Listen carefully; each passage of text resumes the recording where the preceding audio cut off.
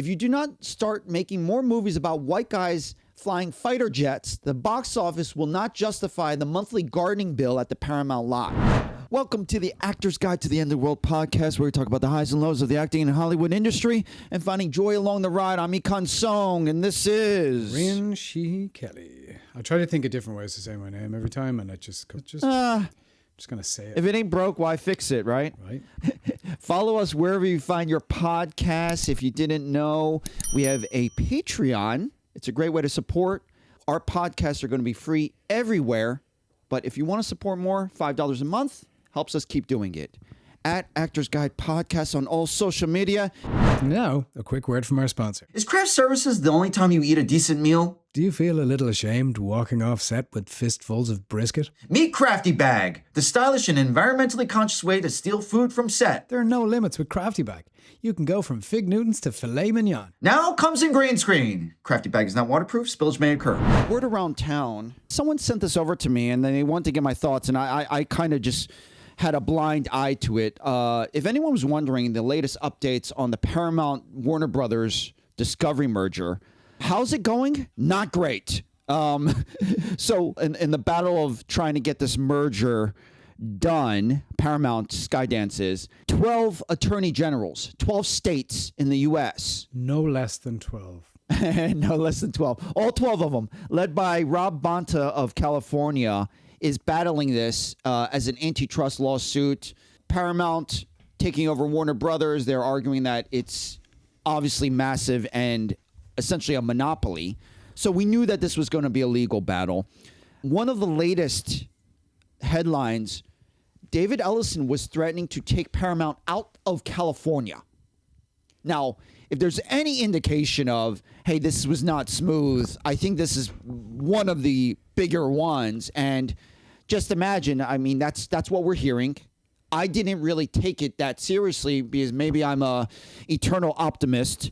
It's also the studio equivalent of it's my ball and I'm taking it home. Like it's like yeah. Like, and in Noah Wiley's words, because he obviously has a vested interest, he's threatening to quote unquote take Hollywood out of Hollywood. yeah. This is a mess. Just to recap a little bit, very quickly, Netflix was, looked like a clear favorite to take over Warner Bros Discovery. Paramount out of at the last minute, $111 billion with a B. And they also paid Netflix $2.8 billion to cancel their fee. So Netflix already got $3 billion just to walk away. Wow. I want to say, and if you talk to the a lot of the finance people, they think that this merger's just not going to go through. Yeah. This merger is actually this lawsuit. If they go to trial, I believe that this is all the efforts by David Ellison to not go to trial. A lot of people think that if this goes to trial, this merger is not even going to happen. Yeah. And that trial is slated for early 2027. So just to give you an idea, and WGA just added another lawsuit against Paramount-Skydance. Should we file a lawsuit against them? Me and you? Just while their backs against the wall. Is this kind of like rugby, the pile-on, This is how right? we make. This is how we make $2.3 billion to walk away. They're like, drop your lawsuit. We'll fold. Like that. The irony is the other unions, I believe IATSE and I believe DGA, they actually want the lawsuit essentially to go away because they believe that Hollywood would get back to production. That this ongoing battle is slowing down production, hypothetically. No matter what, like whether they leave or not. Paramount's not going to leave California if the lawsuit gets dropped. So if the 12 AGs back down, then Paramount won't leave California, and then they'll just be happily moving along with this merger. Okay. And just to recap, you have Paramount taking over Warner Bros. Discovery. They will have HBO Max, Top Gun, Mission Impossible, Harry Potter. Yeah. They're coming out with Dune later this year. They will have CNN, and then also all the Turner cable channels.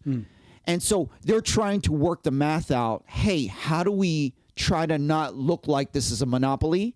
And it's like shuffle things around and try to appease the litigators. And at the worst case, they're threatening I want to say that I can't even imagine anything worse than this, is taking Paramount out of California. And then this just happened. Paramount demands that the states who are suing post a $1.88 billion bond for the legal troubles and for the injured party in case they lose as a source of recovery. This is where we're at. Yeah, it's been like one thing after another for, the last, in terms of the wider production at large, between COVID and the fires and, COVID, fires, strikes, mergers. Yeah. It's been a rough time.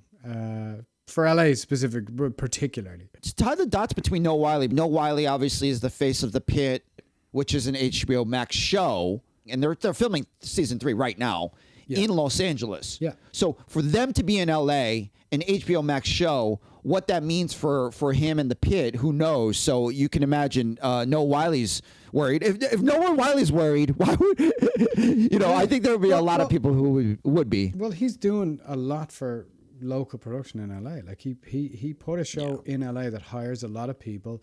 The ethos of the show is fantastic. His personal oversight and his message to everybody who auditions for it is great. Like, I think The Pit is such a positive thing. And I would hate to see things like that go away. It's inevitable. Change is inevitable, and things move all the time. It's so fragmented though now. It's more fragmented than ever as studios consolidate more and more. So hypothetically, and I actually had a conversation who is in a completely different industry, another polarizing, embattled industry, and they use the metaphor saying, well, you can't just take the Hollywood industry and just plop it anywhere. We have all the talent, we have all the infrastructure, we have years and years and generations of what we have accumulated and this credibility. And they didn't realize that slowly Hollywood, as the industry, was getting fragmented in other countries, obviously, other cities, Atlanta, New York, New Jersey. So they didn't realize that. But it's funny how I had that conversation, and I'm thinking, well, the past couple of years, we've been kind of moving that way. I wonder if you can just take the Hollywood industry. Granted, the Paramount studio is massive, but plop it into, take over UK, take over the entire area of UK, because they already have the Warner Brothers studios over there anyway. I'm wondering if they actually think it's plausible, besides this being a completely empty threat. It's interesting because you do have Taylor Sheridan, who basically took over Montana as his Yellowstone compound, as an example. I think it also speaks to, LA doesn't have an inherent right to production, for one. You know what I mean? It's not, it's traditionally, that's where Hollywood began, and that's, what we think of as the traditional idea of Hollywood. But you have to keep it. And I hear people talk about how, they got complacent in LA. Like, a lot of people got complacent because it was the center, and permitting and regulations and the price, it became very expensive to film because people sort of took it for granted that was where production was. And now, look, it's a double-edged sword. Other markets are benefiting from this, and that's great because it's bringing industry to local places. From an actor's perspective, it makes it harder on actors, I think, who moved to a place to do it because that was the center of it, and now suddenly it's all over the world. So everybody's trying to be local hire everywhere, which doesn't really serve anybody, really. You know what I mean? Like, it makes it difficult for actors now, and actors will do it because they want to work, but it makes it difficult. The only people that benefit from that are the individual productions, if they don't have to pay for actors to fly in, travel, or whatever. They don't have to pay for travel. 100%. But however, they can be on the wrong end of that if anything goes wrong, where the people aren't available, or with flights and everything else. So it's great for certain. I mean, it's been great for Ireland. The industry in Ireland has taken off, but that can change at any time. we heard it at the Stay in LA rally. LA has to work to bring production back. So people have to start rethinking how they operate in order to attract it back. Nationally, whether they had a federal tax credit for Hollywood productions that's been floated around. That, I mean, to be honest, that sounds like a great idea that apparently Trump hasn't gotten to. That a lot of us were heavily behind that, but you're completely right. There's still a burden. There's still a responsibility for local Los Angeles and California to make it easier to permit, easier for local productions. We heard that they're shooting Baywatch, which is notable in California, in Venice, and of course the talk was that there was tension in Venice with the city and the production. There's a lot of issues that California and Los Angeles needs to. You can't just expect everyone to bail you out if the industry found cheaper means elsewhere. And then the last point is us creatives, whether it's cast and crew, are the last ones to be yanked around because we love to work. You wonder, can they fly to Mexico for a weekend to shoot? Can they go over to Australia, of all things? I mean, that's obviously the furthest, but that's what we're asking. You have to want it, and then also have the means and also flexibility. That's a pretty tight window. That's already a really tough industry as an actor, creative, and for the crew. Yeah, what did I read? Something I read recently is shooting in Australia, which surprised me. It just, whatever show it was, I just Baywatch was almost in Australia. I know. But California won Baywatch from Australia, so yeah. But they had to change the budget to shoot in LA. I heard. Remember, I was just thinking back to the Stay in LA rally and during PJ Byrne's speech, I mean, his key message was, you get the money back. I mean, the money that you invest in this stuff and the tax breaks you put into this, if you get it back, it's worth it. It's like in Ireland when the industry's booming, the government gets the money back. They get a lot of revenue from the production shooting here, even with all the tax breaks. So I think this is a good segue. Also in the news, Hollywood Reporter, an editorial, an op-ed, bring back the Hollywood asshole. So, I'm not calling Ellison asshole. That's just going on in your head. But speaking of, so Hollywood Reporter, Joseph Kahn, who's an iconic, he's notably known for music videos and an absolute top of the industry. He's been doing it forever. Also has done features. So I just want to, if you don't know Joseph Kahn, he wrote this op-ed. After decades of pitching Hollywood executives, a veteran director delivers his verdict on the industry in his debut column for THR. The quarter zips have taken over, the suits have lost their nerve, and the business desperately needs its monsters back. This is kind of a reaction to what the industry is now versus what everyone supposedly is missing. What he is painting is the picture of the movie industry executive. The movie industry executive looks different now than it does back then. And a pretty good model for that is Bob Evans, movie guy in a suit, sharp. He was the quintessential movie executive. These were the giants who kept Hollywood profitable. Weirdos maybe, lunatics often, but giants. And they would never have been caught dead in their offices wearing Patagonia vests. Part of his argument, the streaming boom became a streaming necessity. The money got weird. Studios were no longer just making movies for audiences. They were making content for platforms, libraries, for algorithms, growth stories for investors. So I think that's safe to say that is across the board what we see is happening. Now, this is where I kind of differ from him. Profit became abstract, losses became strategy, i.e. Batgirl. You have Warner Brothers shelving huge movies as tax losses. Obviously, that's an extreme example. He goes, that is when the suit came off and the executive became the executive artist. No longer disciplined by the box office, executives started greenlighting projects that made them popular at dinner parties in Los Feliz. Luxury beliefs, virtue signals, cultural homework masquerading as entertainment. Now, I think this poses a really great point. There always has been a battle between the artists and the executives. I think a lot of executives and the really successful studios let the creative do the work. I.e., say, Tarantino, not letting him do his thing.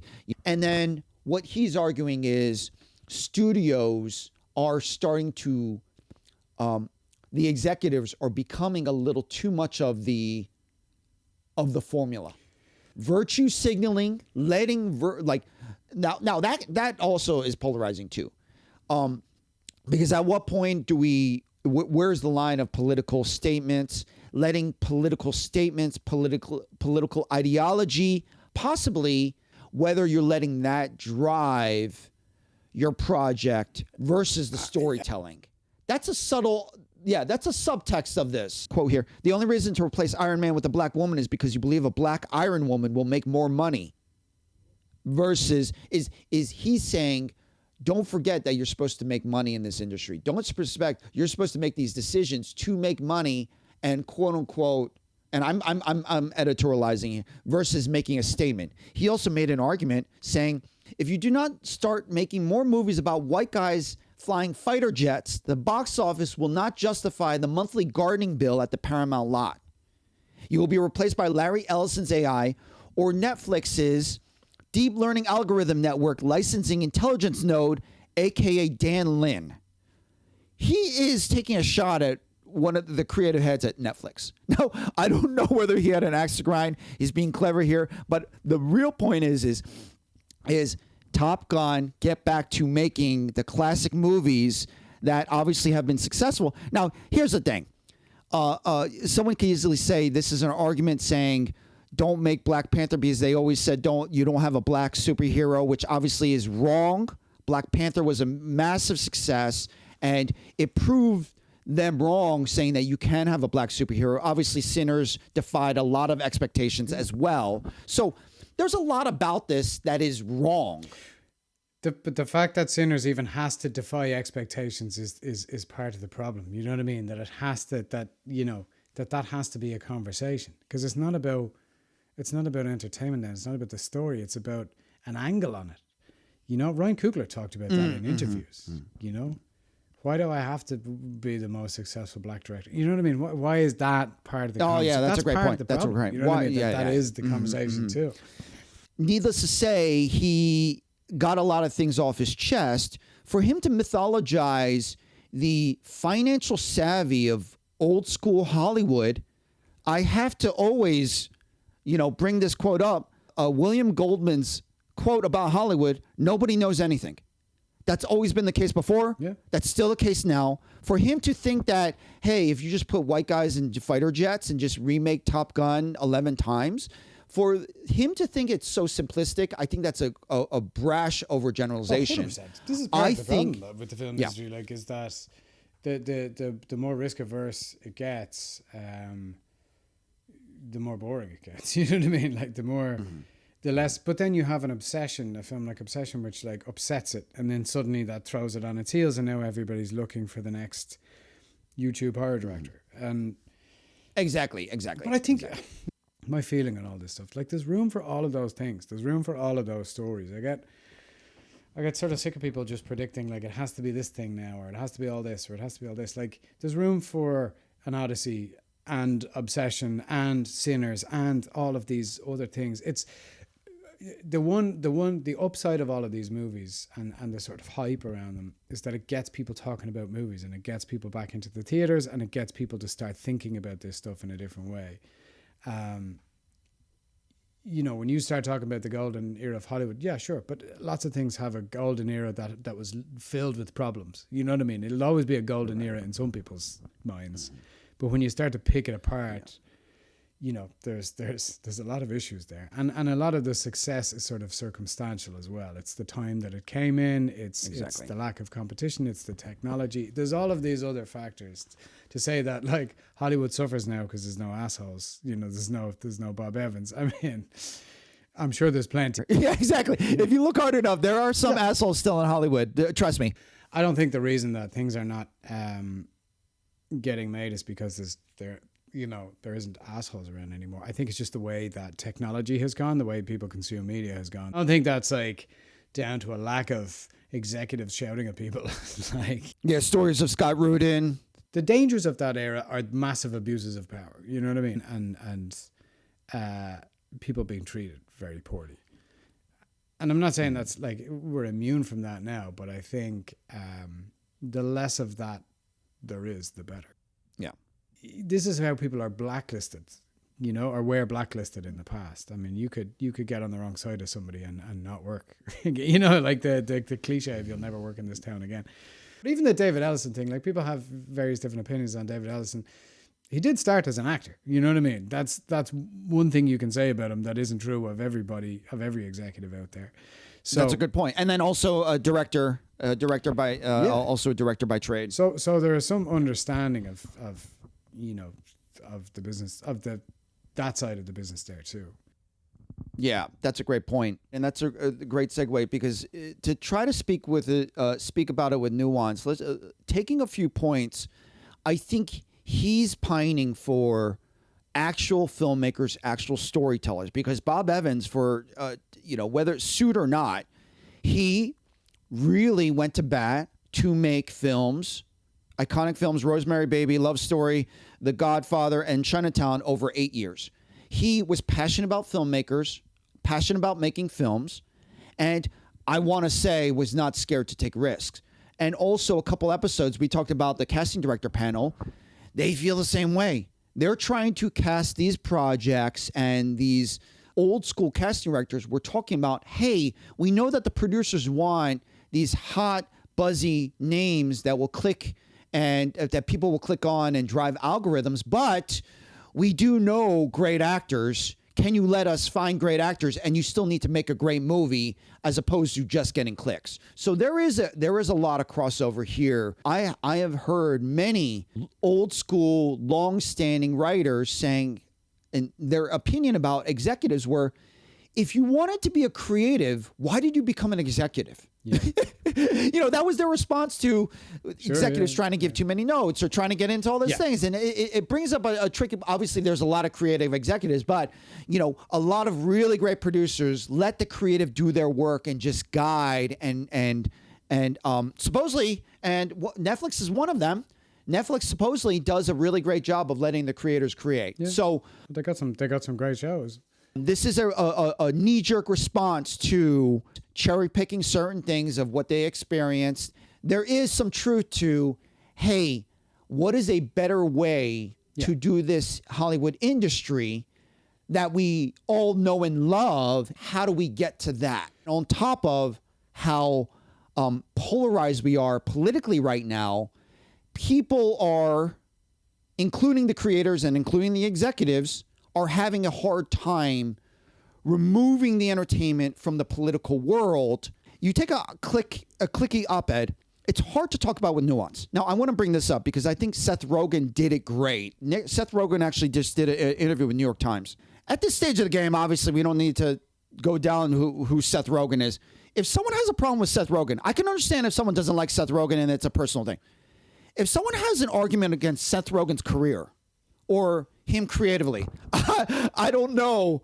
I don't know what to say. Okay, like at this point, like I think he's someone that you can kind of like listen to and maybe learn a few things. Anyway, they're shooting Platonic, season 3, I believe, of his Apple TV show, starring alongside Rose Byrne, and he uses that as an example. Rose Byrne does horrible things in the show. He goes, you know, now it's a dangerous thing to say, hey, is it bad to portray women making such horrible decisions? And he goes, that's not how he operates as a writer. Him particularly, now anyone can do whatever they want with their creative voice. He's not trying to make a statement on all women, that all women should not be making these choices, that this character is really dumb, and is this a statement on this person or this type of person being dumb? He goes, I can't really operate like that. That's just not how I work. It's just, I know this character makes a lot of horrible decisions, and also it happens to be funnier. Now, that's a good rule that he kind of uses. Now, what I'm saying is that op-ed was easy to highlight with broad strokes, but if we were going to talk about the current industry of Hollywood and its blind spots and possible flaws, I think Seth Rogen actually talks about it with nuance. So that's how he talks about it with characters. Yeah. Now, as far as the filmmaking aspect, He uses Superbad as an example. He goes, they optioned the script, they bought the script, they hired a director, they cast the actors, and they said, and at some point they were like, this is going to be a release date next year. They cast the actors, and then they made the movie. He goes, they would never do this right now. So even the process, that sounds like it makes sense. You option the script, you hire a director, you cast the actors, you set the release date. That sounds fairly straightforward. And I think part of the reason why this clip circulated so much is because even me, I was like, wait, that isn't how they make it? He goes, no, because they literally, and when we say they, the brand, advertiser, the studio, what have you, they literally need to package every piece before the release date, meaning that the actor, the actors, the names, the entire package needs to be set in stone before you move ahead. You can imagine that that's not efficient. You can imagine that Superbad's not going to get made. It's a miracle anything gets made if, obviously Seth Rogen's on a certain level, so that's what he sees. And that's probably why you see Batgirl get shelved as a tax write-off because, hey, it didn't make money sense, doesn't work with the package, whatever, what have you. And I feel like this tracks. They got rid of pilot season. They got rid of pilot season because they thought it was in, and I want to say Netflix popularized it, and a lot of the binge TV era popularized it because they're like, hey, we're not going to invest in a TV show and decide if we want to can it. We're going to decide if we want the entire season, and we're going to package that. We're going to go through. We're going to shoot 8 episodes, 10 episodes. That's great. They're like, hey, you really believe in this. You just paid for it. You just produced it. That's essentially a 3-hour movie, 10 episodes. And they're like, so this changed kind of how they did things, right? And they thought it was a better way to do it. Now we're getting used to it. And what happens is they shoot an entire season. It's a 3-hour movie. They sit around. Maybe if you're lucky, 2 seasons later, they'll shoot another season. All the Stranger Things cast is 35 years old with grandkids. And so what happens is this is the new generation of what happened with, they thought it was a more efficient model. And I think people are adjusting to that because that was also a byproduct of, hey, let's make sure we feel good about everything before we ever make a move. And then the cherry on top, Hollywood is risk averse. Anyway, that's my spiel, everyone. It's the money, the sense, the bottom line, and that's perhaps why Warner Brothers and all these studios are trying to package every little thing, trying to please the algorithm to try to ensure their money back. I just vomited that all out. But anyway, if anyone's going to talk with nuance about the Hollywood industry, we're going to put the link to this video, to this interview in the description, because I think as a response to that op-ed, this is some nuance. You know, when we talk about this stuff, I feel a bit disconnected from it because I always did. You know what I mean? I always feel disconnected from these decisions on a macro level because I'm just living my version of it. You know what I mean? I'm right. living my day to day. When people talk about the golden era of streaming television, whatever, streaming television didn't want a whole lot to do with me then. You know what I mean? So I don't look back on that era with the same sort of nostalgia that people who were working all the time then. Now that I'm working a lot more, you know, I just have an appreciation for working. I mean, I obviously want the entertainment industry to survive, and I want people to be paid well. You know what I mean? I want it to be a sustainable career for me and everyone else, you know. But when we talk about this stuff, sometimes I feel like I'm a crab on the sea floor and we're talking about ocean liners going overhead. You know what I mean? Hundreds of feet above. When I'm talking about a Paramount-Skydance merger, I have zero influence on whether that goes ahead. I have or not. You know what I mean? Seth Rogen could feel removed from a lot of us as well. If you're an independent filmmaker, you're trying to make your market, etc. But I think ultimately the way I look at the world is we're all just trying to make movies. And so ultimately on that aspect of it, we're just trying to do the same thing. And so I feel a lot of, when people find disconnection from a lot of things, I actually feel connection to a lot of things. I actually feel someone like connected Seth to Rogen, it. yeah, Exactly. Seth Rogen, yeah. So I think that's kind of like my point where you're right. Paramount-Sky merger is we're all puppets. We're all their marionettes. Getting back to storytellers, I think that's the main point, that it's finding people that you work well with, tell the stories, and that's not a bad way to go. And hey, guess what? Seth Rogen feels the same way. I'm not really talking about the Paramount anymore, but yeah, sure. I actually look at this. I'm sort of specifically referring to that. Okay, that's what I thought. That's what I thought. When we talk about it on that level, I'm like, yeah, it makes sense. You know what I mean?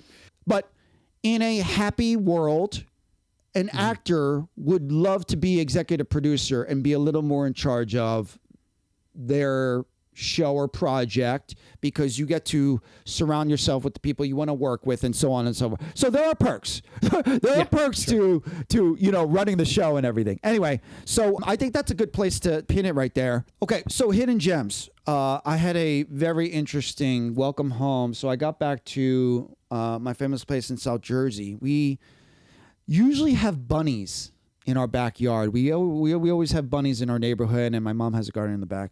And first day back, my mom comes running in and said, there's a baby bunny, but its eyes are open, but it doesn't move. It's paralyzed. We care a lot about animals. We care a lot about our bunnies running around. It just happened to be a baby bunny in our garden. I find out later my sister's, who is a bunny owner, did some detective work and actually contacted a wildlife refuge in the area. Thank God that they were open on a Sunday, because we didn't really know what to do. This bunny literally was paralyzed, and we have no idea. We still don't know. And so I wanted to, as my hidden gem, the Woodford Cedar Run Wildlife Refuge. We drove on. It's a little off the beaten path. Amazing. It's less than 30 minutes away from my family home. I had no idea it existed. There's an animal hospital.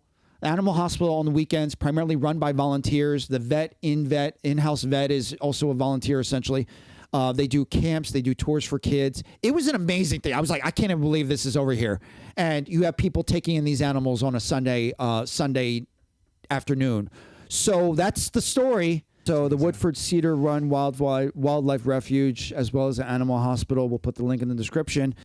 That's my hidden gem. Shout out to them. That is beautiful. Fair play.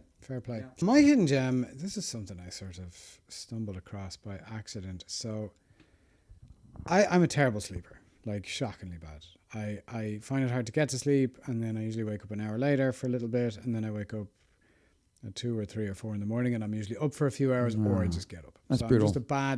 I've always been a very, very light sleeper. So I have these earplugs that I bought on Amazon, and I just, I bought them just because sometimes it's loud around my apartment or whatever, and I've slept with them every night and I have slept phenomenally well. And last night I slept.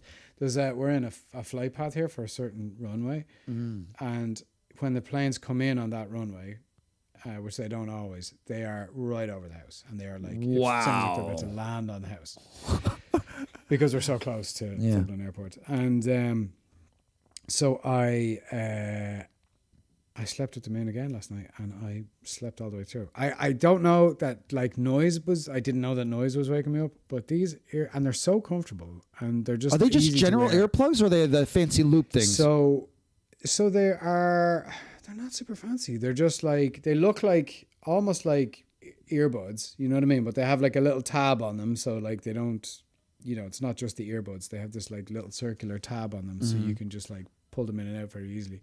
I can't even kind of believe it. That for you. I have 2 different pairs of them because I left one over there. These ones are called Mute Pods. Earplugs for sleeping, noise cancellation, 45 decibel hearing protection. And they are phenomenal. They're $15. Wow. Well, there you go. You found the sound was an issue. Not too far off. I just happen to have, sometimes those eye masks, sometimes people are sensitive to light and they wake up the light interferes. There's general eye masks. They wear them on planes and all, and sometimes they fall off and they do whatever. I just happen to find one of those specific eye masks that kind of really stay on. Yeah.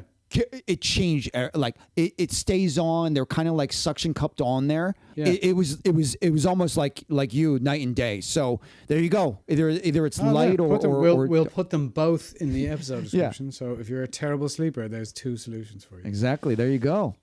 All right, that's a great hidden gem. Good. That's a good one. That's a good one. All right, guys, that's our episode. See you next week. Enjoy. See you next week, guys. Hope you enjoyed the episode, everyone. Just so you know, we have video on YouTube and Substack, and we're on all platforms at Actors Guide Podcast. And we just started a Patreon. If you want to support the podcast, $5 a month. We'll love you forever. It helps us keep doing the podcast and make it even better. Thanks, everyone.